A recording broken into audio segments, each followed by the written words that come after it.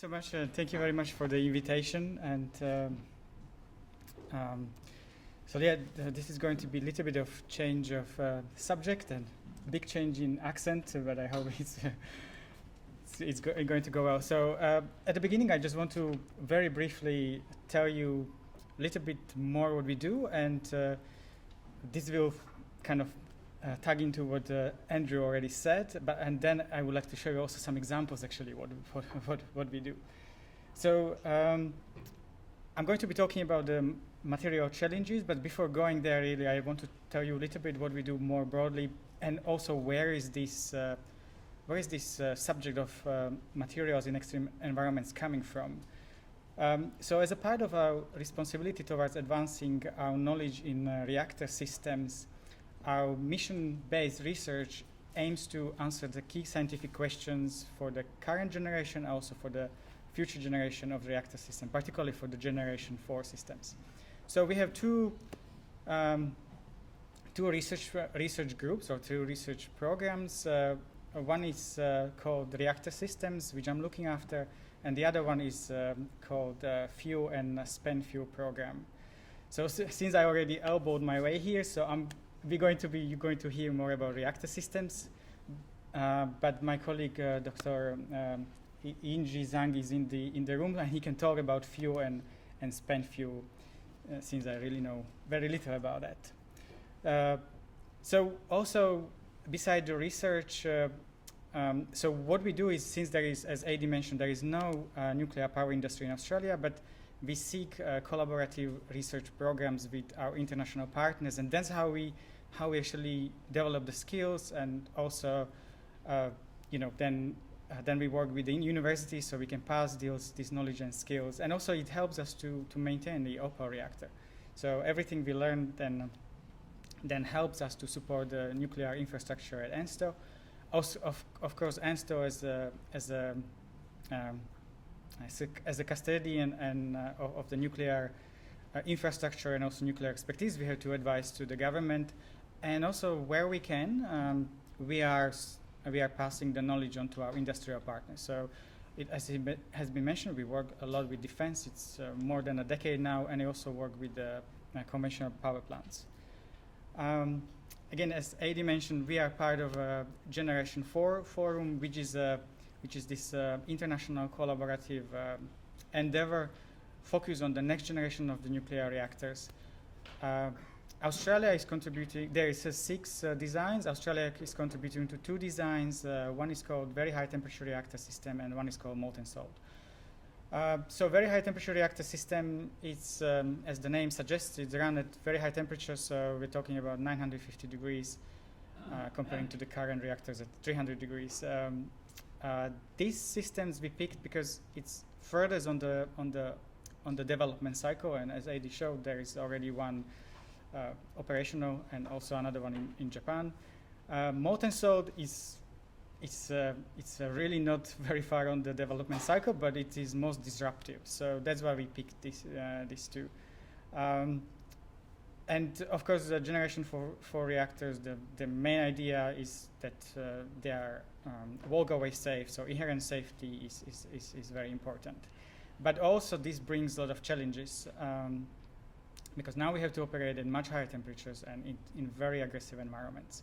So for example, for molten salt is great because it can store a lot of energy at atmospheric pressure. Molten salt is molten, doesn't turn into vapor to a big range of temperatures. So we can have a reactor which actually operates at the atmospheric pressure. So there is no any explosion like accident.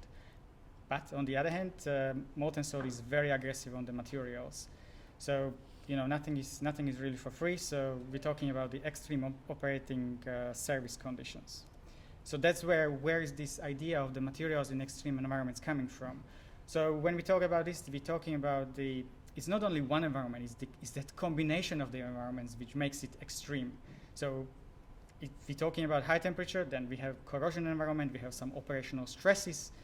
And all of this acting together, so that's what makes it extreme. And so we have to be developing new alloys that can sustain this, not necessarily only alloys, but also new materials in general, which can sustain these extreme environments.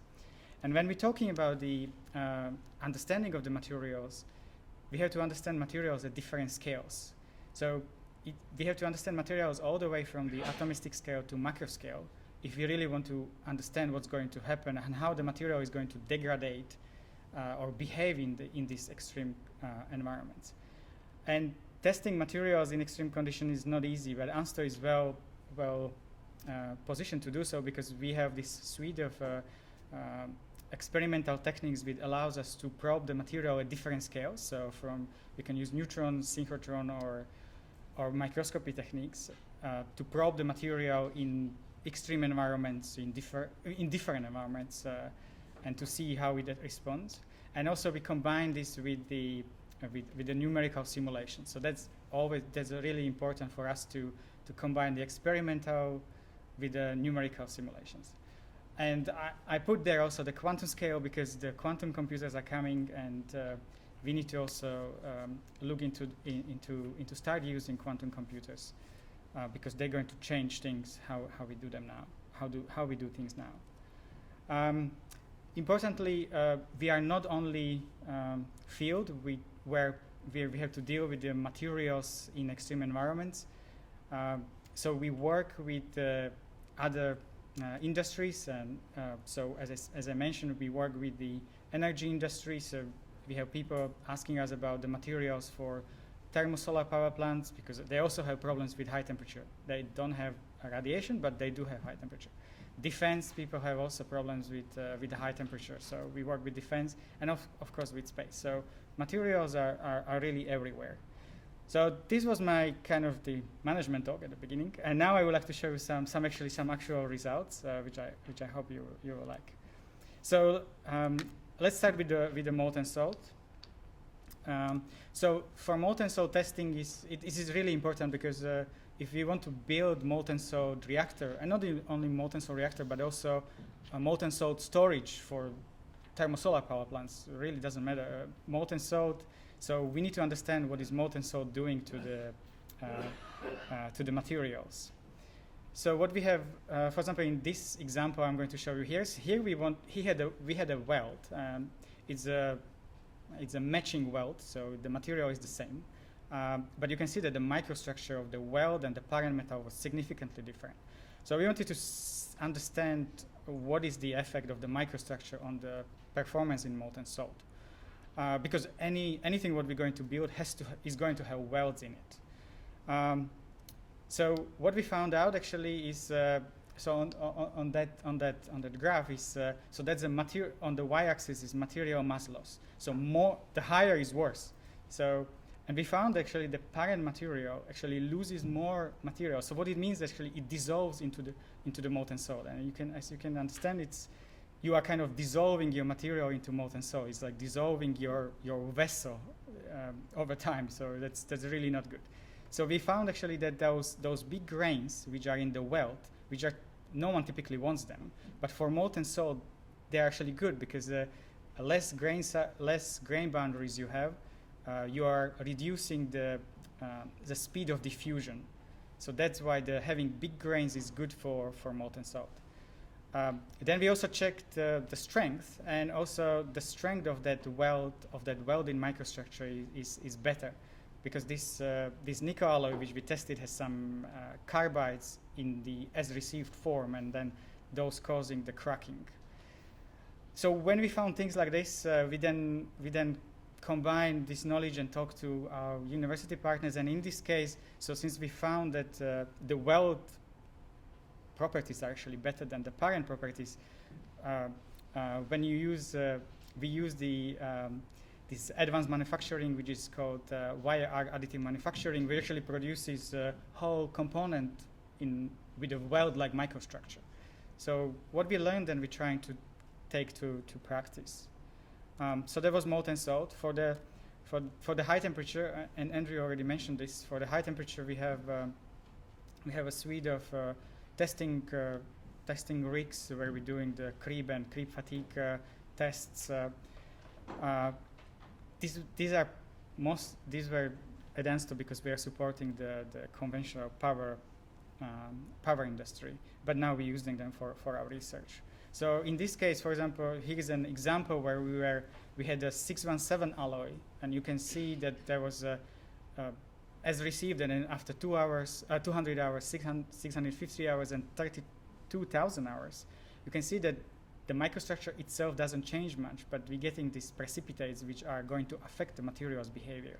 So we have to understand that we don't, because if a reactor is supposed to last for 60 years, we cannot have just the material behavior evolves over the time. So we have to understand this evolution of the material properties.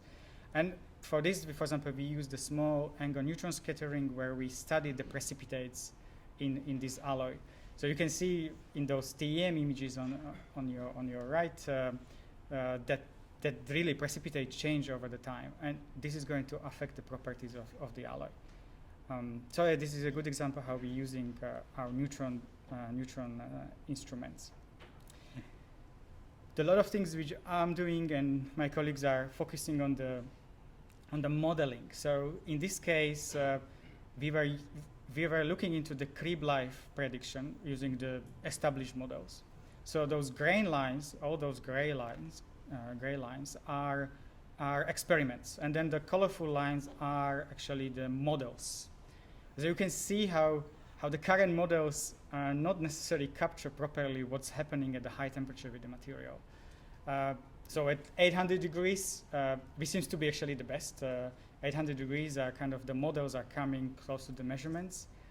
At 900 degrees, there's actually, the models are not conservative, which is the worst you can have, because models are predicting that the alloy is going to last 5,000 hours, and the measurements show that it's only 3,000 hours. And at 1,000 degrees, models are completely breaking apart. So the model and experiment doesn't agree at all. So this points to the problem that we need also to have good modeling capabilities to be able to capture what's actually happening in the material. So this was a creep life prediction.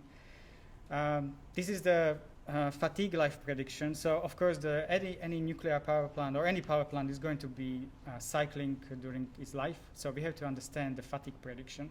And here we are also using some novel methodologies to do this. So there is a lot of data. So we are trying to build some data-driven predictions.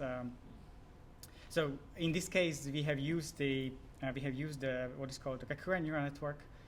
The recurrent neural network has been developed for language processing. So kind of the prediction of what's happening now somehow depends on what happened before. So these kind of neural networks have so-called memory. And the material, as I mentioned, it evolves over the time. So what is happening now with the material depends on what happened before. Sorry, I'm nerding this out, but this is, so we're using the recurrent neural network to do this. And you can see the predictions are pretty good. On the x-axis, you have predictions. On y-axis, you have measurements. So the perfect predictions would be everything on the 1-1 diagonal. And it's not too bad.